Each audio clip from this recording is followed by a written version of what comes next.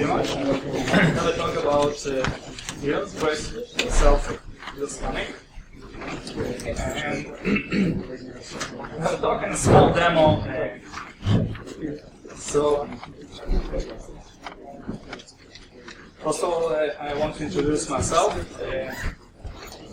I started my career as a developer. Later, I was an academic researcher at Ben-Gurion University, and in the machine learning and cybersecurity area. Now I'm working for a foreign capsule company where we do DDoS mitigation, web application protection, and different automatic sophisticated attacks mitigation. So that was my social media links. So first of all, I want to remind what happened in Lisbon, stay in Lisbon. Whatever I say is, this presentation is my opinion and not my employer. So, what is DDoS? I'm sure most of you care about DDoS, but I want to do some quick introduction. In any case. So, what exactly is DDoS? Is a denial of service attack that aim to disrupt or deny access to any resource or service. So unlike other type of attacks that try to run, other type of attacks that try to steal some information, those attacks try to disrupt your service and deny for access for legitimate users. So let's look for difference between DOS and DDoS attack. In DOS attack, mostly attackers try to use some exploit or vulnerability in software to deny the service of your service or your system. In DDoS attacks, the extra DNS is distributed, so the distributes come in amount of traffic, and mostly it's flood for your system or many requests, high bandwidth, or try to exhaust any resource that you use for your system.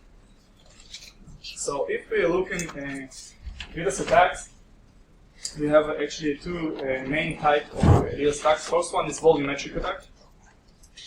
Volumetric attacks try to exhaust resource for your infrastructure. For example, bandwidth. You have 10 gig bandwidth, and the attacker try to send more than 10 gig. Your legit users will have some latency. And another type of attack, volumetric attack, is packet-based attacks. So the attacker tries to exhaust resources of your end machines, like firewalls or routers. So this is how the attack looks in our systems. For example, on the one side you can see there is bandwidth attack with 300 gigabit per second. Even huge company can be hit by such attack. It's very massive. Actually, the biggest one we have seen is 470 gigabit. So you just imagine how big it is. And on the other side, you can see there is a packet per second attack. So to reach 250 million packet per second. So even any router or firewall will crash and you try to produce so many packets. It's exhaust the resources of energy. The other type of DDoS attacks is level 7 attacks, or application attacks. This type of attacks try to exhaust resources of your server. For example, if you have web servers that can handle with 1,000 concurrent customers, so if 101 try to access your server, it will have some latency or maybe the server will crash. Mostly attacks try to do two types. Database attacks, try to crash your database, many requests, queries, probably searches, or logical attacks. So if you have login on your page, it's CPU-bound procedure. So if an attacker try to brute force you with some username and password, it will exhaust CPU of your server. So this is an example from our system how an application layer attack look like. You can see the blue line is just the humans. So it's big difference between human amount of traffic and bots. And there is only half of a million, quarter of a million of requests, and it's enough to crash even very, very strong, big server. So what we do to distinguish between bots and humans, we do different classification and fingerprinting from clients, so we can stop the attack from bots and let humans to access the servers. The interesting statistic that we have in quarter report that almost a quarter of attacks are multi-vector. Means if attacker try to hit your server, do it not only using application layer attack or bandwidth attack, do it in different vectors, try to find weak spot of your infrastructure of your core system.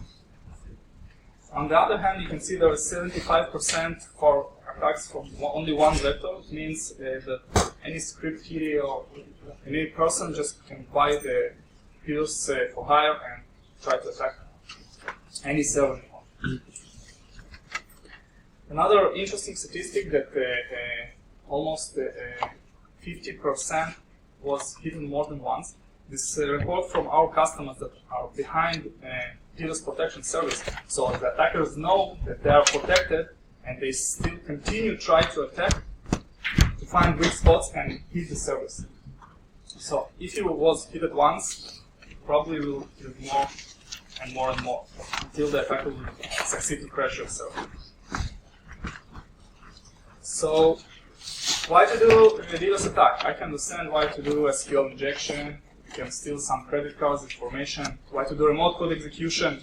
If you want to take control of the server, store the success. So any ideas why to do DDoS campaign? Anyone? Any idea? Sorry? Just for fun. Extortion. Extortion. Disrupt the system. Disrupt the system. Any ideas? Get concurrence down. Sorry? Get concurrence down. Get concurrence revival. Okay. Yeah. So I summarized these reasons. Let's talk about it.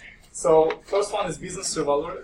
So if you have a concurrence, you have, for example, a shop, e-commerce shop that sells some tools, and you want to take down your competitors.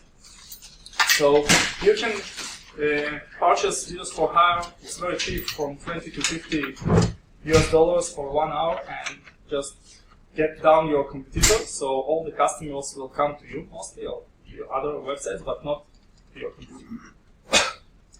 Another reason mentioned is extortion. Actually, it's very popular. Some mails sent to different web server owners. They told that if you will not pay a couple of bitcoins, on average 15 bitcoins, but it can be more, even 100 bitcoins, so we'll DDoS your server. And they do small attacks for 10-15 minutes just to show the power and that they can do this DDoS attack. In many cases, they cover themselves with some big groups like Anonymous to say that they have this power, but the mail is come from anonymous resource, so we don't know if they are exactly connected or not to this group. So it's very common in DDoS area to extortion, hit the servers. Another reason is activism. So if someone don't like other group or politic, like elections in US, if you don't like Trump or Clinton, you hit their website. And there is two main groups in activists, Anonymous, very famous, and Lizard Squad. Lizard Squad more oriented in gaming industry, so they attack computers, games, and groups in gaming industry. One more reason is state-sponsored or Cyber-Terrorism. Actually, it's become very popular. Like in 2007, Estonia was disconnected from the internet because Russia DDoSed their infrastructure. And for countries, it's more easy because they can cover themselves, not like if you drop some rockets or missiles on another country, so you're opening the war. If you do DDoS, no one knows exactly where it's come from, but you can hit other countries' infrastructure. And you need very low budgets, so you can pay some thousands of dollars and do it. It's not like jet flights and all that.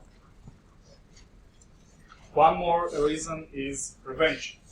Okay, so if you don't like some person, don't like some company, you can purchase DDoS and hit their web service.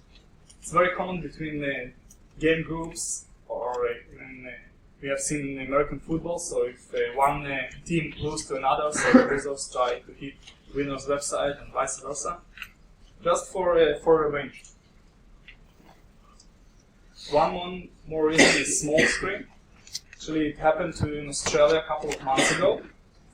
When the DDoS attack came to one infrastructure company, so all the IT people ran to the monitors to understand what happened and try to figure out this issue, but actually that was just a small screen to breach attack, to steal some confidential information.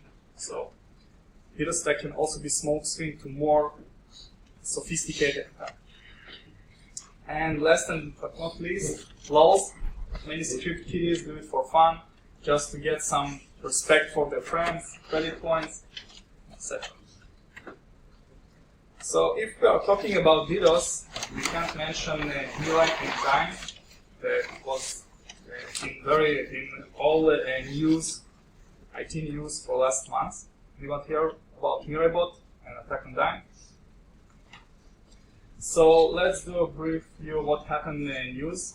It started on September 21, when a cybersecurity journalist Krebs disclosed a DDoS group. DDoS, actually, this group was two guys from my country, from Israel, and he wrote the blog about them. So they attacked his weblog with huge amount of traffic. Actually, it was the biggest attack ever seen in DDoS area. Later, in September 30, a Mirai botnet that was the source code was leaked to the web, and the source code of the bot that attacked Krebs on security blog post. Later, on 21 October, Dday, domain hosting server, one of the biggest domain hosting servers in the US, was hit by attack, and they told that the attack came from Mirai botnet. Mirai botnet was involved. Later, Twitter experienced outage because some information leaked in WikiLeaks, and Liberia was disconnected from the internet because of DDoS attack. So this is the news from the last months. So what is Mirai botnet? So as I said, source code was leaked on September 30. By a user named Anna Serpai in some forum. Actually, Mirai is just a character from a Japanese anime. So what's interesting about Mirabot is that it uses very simple technique to infect machines. You don't need to send email with some malicious file and hope that the victim will open it, use some social engineering. You just scan all the internet, all the IPs, and look for telnet and SSH with default credentials. Actually, it has a dictionary of 62 username password doubles, and try to access these devices. And most of the devices, they are IP cameras manufactured in China that place very simple VisiBox firmware. They don't close any default username and password, so you can just telnet, input the credentials, you are logged in, and you have a root on this machine. So from our research, we found that there is more than 100,000 of infected machines around the world, mostly in East Asia, also in South America, Europe, and even very uncommon places like islands in Pacific Ocean, very exotic places. And it's easy to understand why it's happened, because you can buy this camera in AliExpress. You don't care who is a manufacturer, it's cheap, it's do the work, it's cam your room, or maybe it's babysitter camera, and you can connect with your mobile phone to see the image, but you don't know if it's protected or not, to infect the camera with botnet. Actually, Mirai implants different type of attacks. Part of them will look inside how it does it works. For example, it's do TCP SYN and TCP ACK attacks, stomp attack, UDP attacks, also DNS, as well as HTTP. And what is more interesting is do GRE attacks. GRE is protocol for tunneling. So you encapsulate your packet, send it to the router, and the router needs to decapsulate it and to know to whom to forward this packet. So if you do a DDoS attack on GRE tunnels, you exhaust the resources of your router, because before the router drop any packet, it needs to understand if it's legit or not legit, but you need to encapsulate the packet. So you need full resources of your router. Actually, what's interesting in Mirai is also anti-DDoS technique. If a Mirai bot during the attack discover that the victim use Cloudflare protection or DDoS arrest protection, you do some manipulations on packets to bypass the mitigation system. These two anti-DDoS protection from Cloudflare and DOS arrest. Actually, this is part of the code from. As well, Mirai is territory predator. It means when it reaches camera, it looks for other bots on the same camera, for example, both competitor bots, Qbot or Anime, and try to kill them to have all the power from this and machine this camera for itself. Also, it calls TCP, it calls SSH and telnet ports as well as HTTP to not get other competitors reach this camera. And it implements DDoS for hire business model. This part of the code from CNC. So you can see there is a SQL query that say last page and duration of attack, so that you purchase. So you can purchase attacks from bot owner, just pay some bitcoins, and you have amount of attack and amount of bots. And how it connected to Dyn. Dyn confirmed that Mirai bot was the primary source of the attack. That was on 21 October. It mostly used TCP and UDP flood traffic on port 53. As I said, Dyn is domain hoster for DNS, so mostly it's used for port 53. And they said that packet rate goes 40 to 50 times higher than regular normal traffic.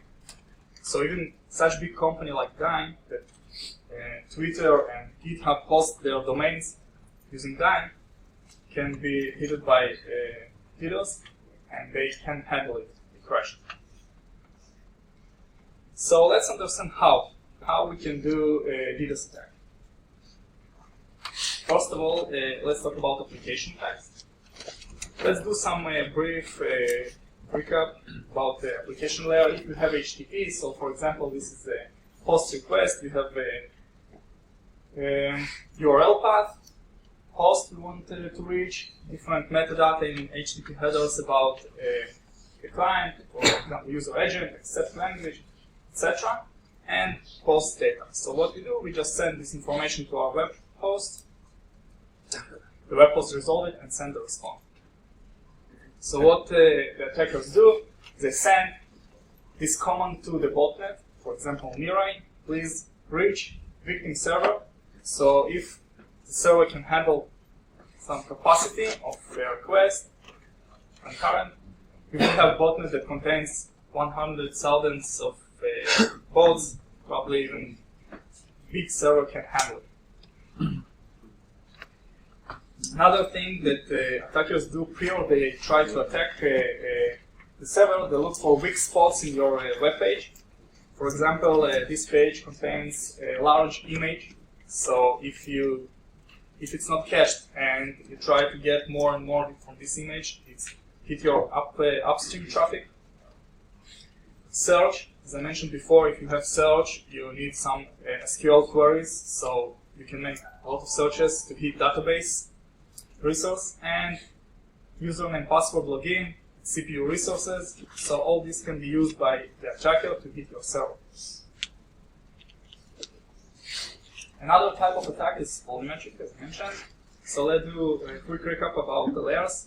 We'll not talk about layer 1 and 2. We'll talk about layer 3 and 4. Network layer, it's IP protocol, and transport layer. So it's mostly TCP and UDP.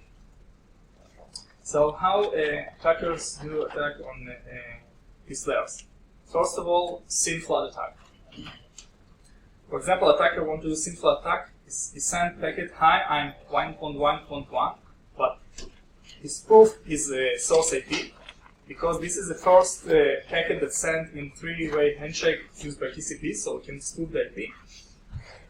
The packet sent to the victim needs to store all these connections, keep the state of them in the table. So he opened the connection and sent the response to real 1.1.1 that have no idea what he wants from. Later, the attacker sent flood of these SYN connections, so the table of open connection in the victim server will grow and grow and grow till the RAM will be exhausted and probably the machine will crash. Another type of attack is ACK Flood. It's very simple. You just switch between SYN flag and TCP to ACK Flood, and you send a lot of attacks. This is the way all request-based attacks done. They send a lot of ACK packets because it's small packet, but the victim server needs to understand if it's legit or not legit packet before you drop it. So it hit the resources of the machine.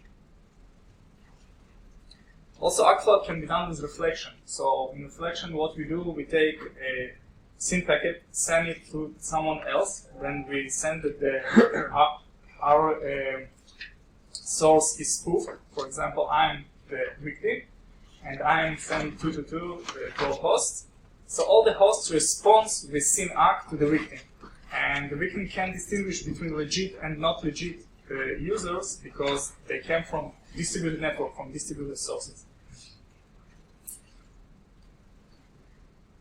One more attack is DNS Amplification. It's very, very common. It's hit also bandwidth and also packet have high packet rates. So what done in this attack?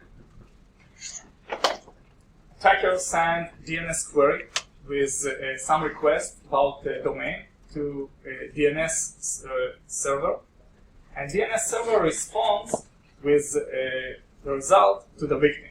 So what happened here is amplified because the request is very small. You are just asked, give me information about some domain, but response can be 10 times bigger because it contains information about NS servers, mail servers, and IPs, A and 4A.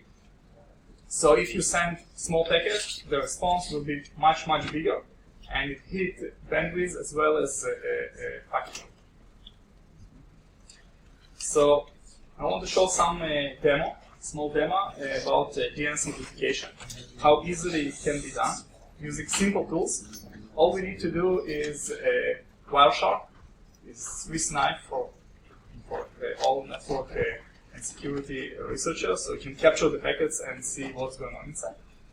And another tool is Scapy. It's written in Python, so it's multi-platform. And Scapy, you can make your own packet, fill the fields inside, whatever you want, and just send it over the net. So I will switch to the demo.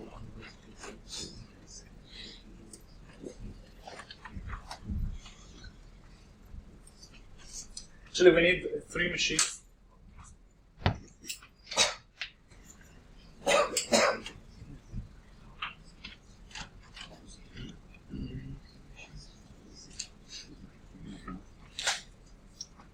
Okay, one machine is an attacker, so we use Kali. Another machine will be the victim, it's Windows. We start them up. And the third machine is our DNS server. So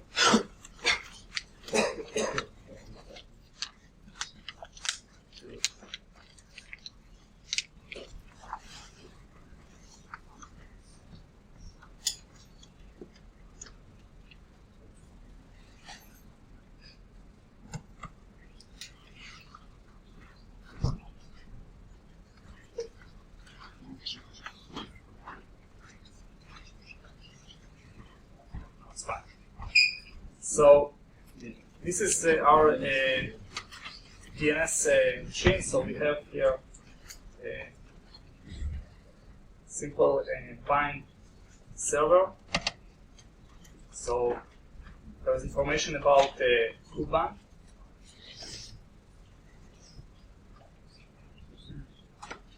Okay, you can see all this is information that the DNS server stores about some domain. So we use it for our amplification.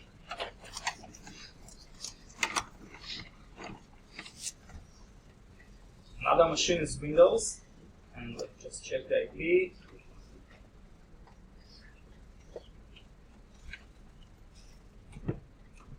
It's 10.0.2.4. Okay, and we have here Wireshark, so start capture. Okay, and filter the traffic that came from our Kuban. Okay. So it's 10.0.2.5. Okay, it's filtered. There is no traffic in this machine. And this is the attacker. Got it? So its IP is 10.0.2.50. So let's start Scapy. First of all, we need to create a different type of packets: IP, UP, and DNS. DNS query.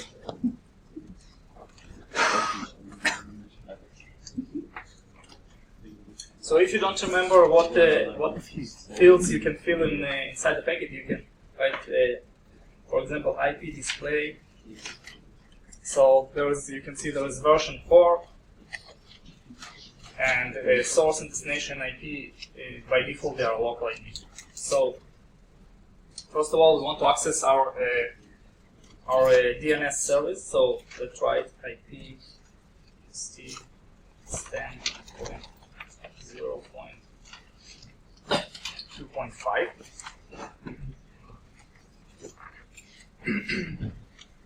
And let's fill our DNS query.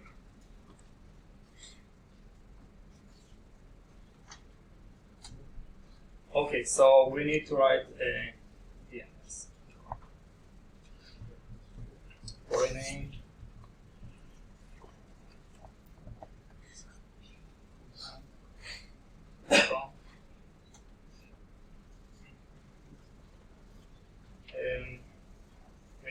We want to ask for not only for a record but also for all records.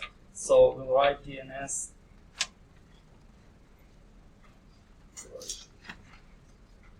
Q type 255. So we'll get all the records, and we want to do it recursive. So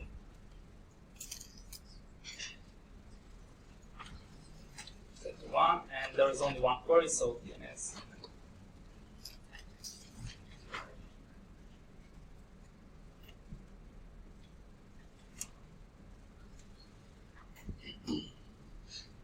So now we have a DNS query. Let's put it inside our DNS packet.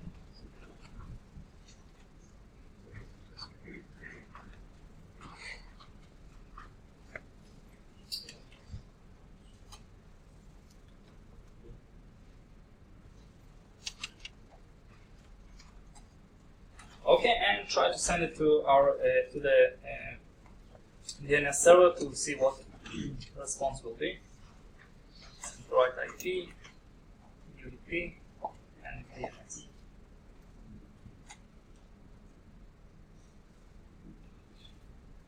No response. It's always happening in the demos that at home it works, but when you come to the real demo, it stops working.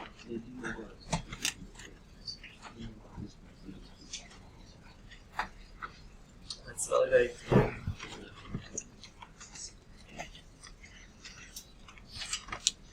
Okay. Yeah, change.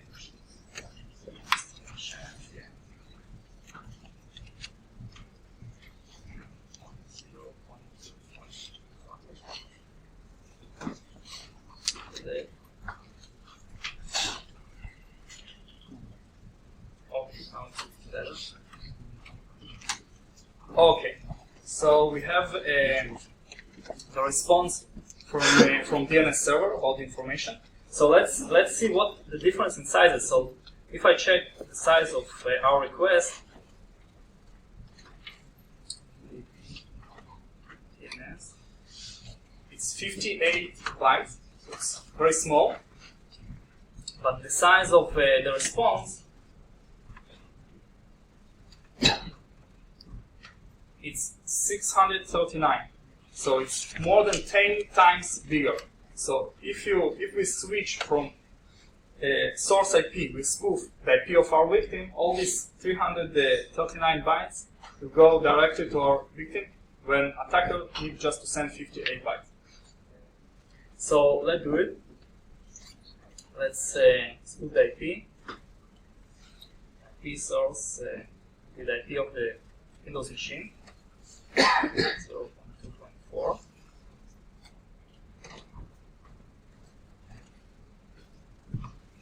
Okay, and let's try to send.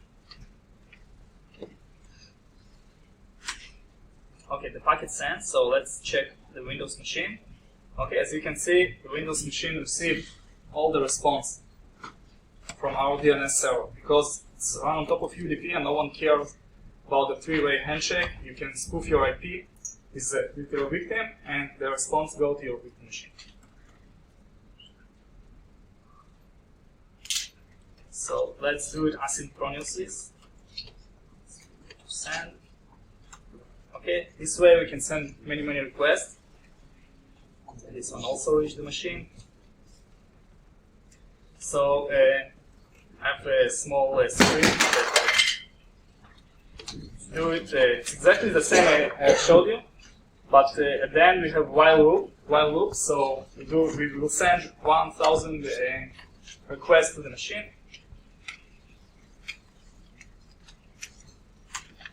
So let's see what happened to our Windows machine. Try to start to receive a lot of traffic. Okay, and it's cost nothing for us. So DNS amplification is very easy.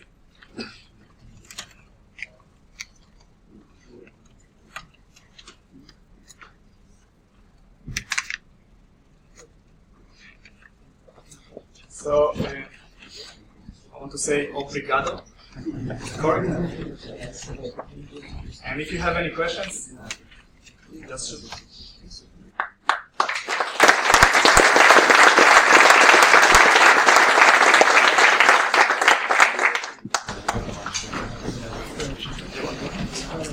Yes. Volumetric attacks should be the responsibility for the internet provider.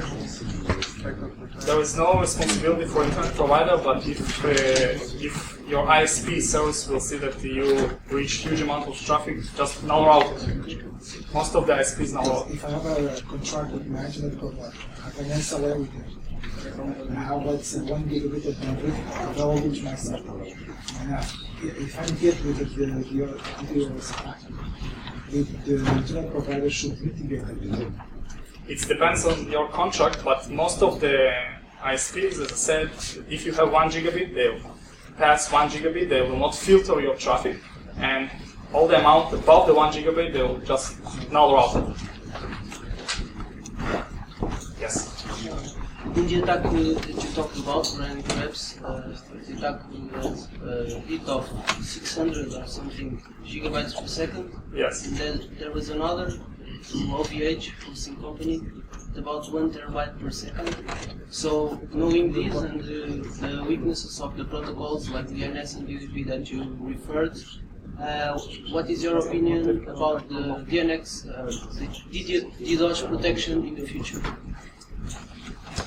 It's hard to say my opinion because I work in a company that do DDoS protection, so it's kind of advertising.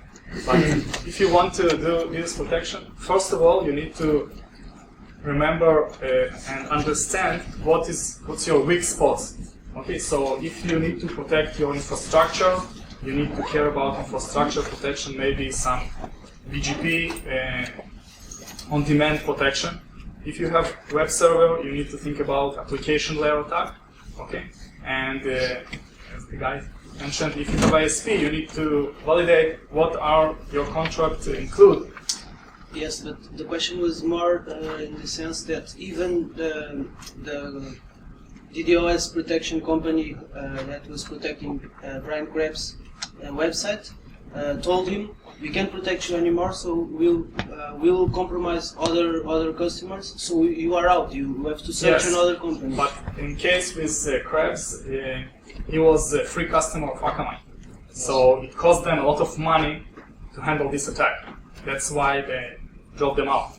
But if you purchase DDoS protection, for example, unlimited DDoS protection, so you get unlimited DDoS protection, and DDoS protection systems on-premise or cloud, they can handle such amount of traffic. For example, we can handle more than 2 terabits of traffic at any moment. That's a fact. That answers your question? That's a fact. We can handle it.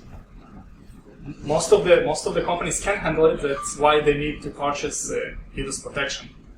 So, can I ask a question? Let's suppose that Krebs was actually purchasing the service, but there's still a problem that the DOS attack is compromising all their clients. And from a purely economic perspective, they're actually losing money, or they're actually compromising their business by keeping that client that's not paying them in proportion to the amount they're losing, for instance. Up to what point are they expected to keep that service running and not just drop the client even though he's a paying customer? So first of all, this is the business model, Akamai business model, okay? So I don't agree with this business model. What we have as what happened with Krebs, okay, that when one client hit by DDoS, other clients also suffer from this attack. Let's say it's Akamai's problem, okay? In our case, what we're doing in Carbon Capsula, we know when our clients suffer from a DDoS attack, other clients are completely disconnected. They have different IP ranges, so they not suffer from this attack. Okay?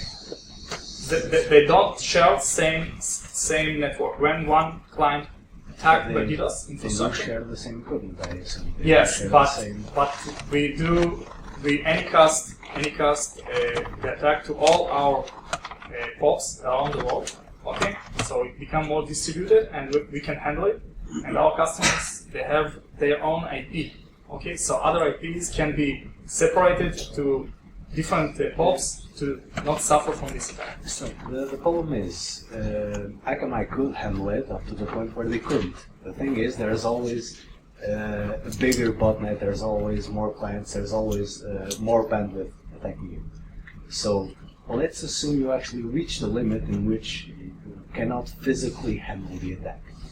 If the attack will reach our limits, our company also crash, but we all the time try to be one step forward than the biggest attacks. Okay, so if the biggest attacks was 1 terabit on one ISP, I want to spoke from French ISP, so we have 2 terabits. You will see that we need more bandwidth, we do more bandwidth, we buy more equipment, we have actually our own hardware and software. So we all the time look forward to handle even most aggressive attack.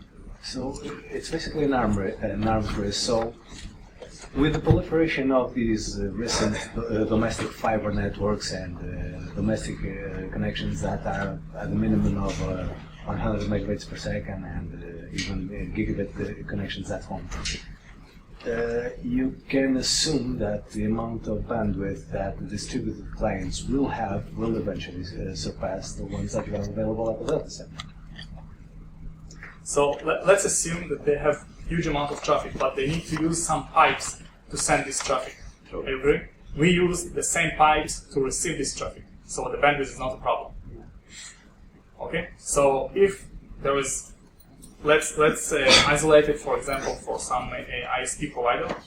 Okay, if ISP provider have amount of traffic that can send, okay, some bandwidth, we also connect our system to this ISP or exchange servers. But up to what point will an ISP, for instance, black hole route another ISP? For instance, let's say that some national ISP, some Russian ISP or something, is the main source of the distributed DOS attack. And we're talking about a huge amount of bandwidth. It's considerable. You have to have a lot of management overhead to stop that, etc. Will there ever be a limit at which you'll actually black hole an entire ISP? We don't black hole any No, ISP. not you, but at the I don't know. It depends by the way the ISP share and exchange the traffic. But you need to think about it. If attacker have enough resources to send this traffic, okay? Yeah. Even if it's amplification, okay? So DNS server that reply with request have enough bandwidth to reply, okay? So on the other side, we can get all this traffic because we can have the same amount of bandwidth. Okay. I'm actually one of your customers. So far happy about Happy it. to hear that. My question is more about what can we do when we are not targeted, but the underlying infrastructure is, which was the case with Dima, I believe, and all the side effects will affect us. Do you have any advice to such cases? Just to understand, you are our web application protection customer or infrastructure protection customer? Web application and infrastructure. Okay, so can you? Imagine that like this DNS was attacked. Yeah. So you do not defend us against that. It's just a side effect, right? So what could you give us as alternatives or suggestions when we are not directly targeted, which we pay for those direct attacks, but we don't pay to be protected for those, let's say, side effects of big attacks on the infrastructure? Okay, so I will give you the answer that I know, but better to ask our product managers. They give you more best answer. Okay, but from my point of view, if you have DNS server, so we bring DNS protection. If you are attacked by DNS amplification, so there is no problem because we filter any traffic. For example, if you have an IP that should receive only traffic, there is no problem. Any DNS protection can filter UDP traffic that comes from DNS. My point is, I'm not being targeted, so it's not actually my domain or whatever, but I'm being affected by an attack that is affecting either the big part that's serving my country or something. So it's not actually your job to protect us against that. It's a side effect, like I was saying. But still, as security partners, we always look for, so what should we do or what can we do to circumvent the attack? We could see that the US and Europe, Germany were targeted, or at least affected. The best we can think of is, okay, so you have to have a fallback to not rely on the external DNS infrastructure and have your own, for instance. This is a graceful degradation action, let's say. What happens when the path that my customers in Africa need to use to reach my servers in Europe is affected? So I can think of like routing somehow the traffic through other points of the countries, but we don't have tools to proactively do it. For instance, we don't know. I understand your question, but I think I don't have a good answer for you. You said you need to, this question needs to be directed to our product manager, because they can explain exactly how to divert the traffic and what the way, especially for some kind of side effect, how to handle it. A suggestion I would say is sharing information. You guys must be able to know around the world, like you said, you have hubs around the world, so you might know what is affected, and helping the local teams, like the system administration teams, to react can also be done by sharing information about what's going well, what's going not well around the world, so we can try to find solutions. Actually, we do it. We have 24/7 response service, so you can, if you suffer from some issues, you can... Yeah, I meant more visually. I'm not complaining about the service. That's not it. I mean about, in general, the industry could have such options to giving information also helps people to protect or to react. Yeah, so we do as much as we can. We have blog posts, so we share all information that we can share. So, for example, about Mirable attack and dying, you can check it. You can check other blog posts about DDoS and attacks. That's the way we can share the information we have with you.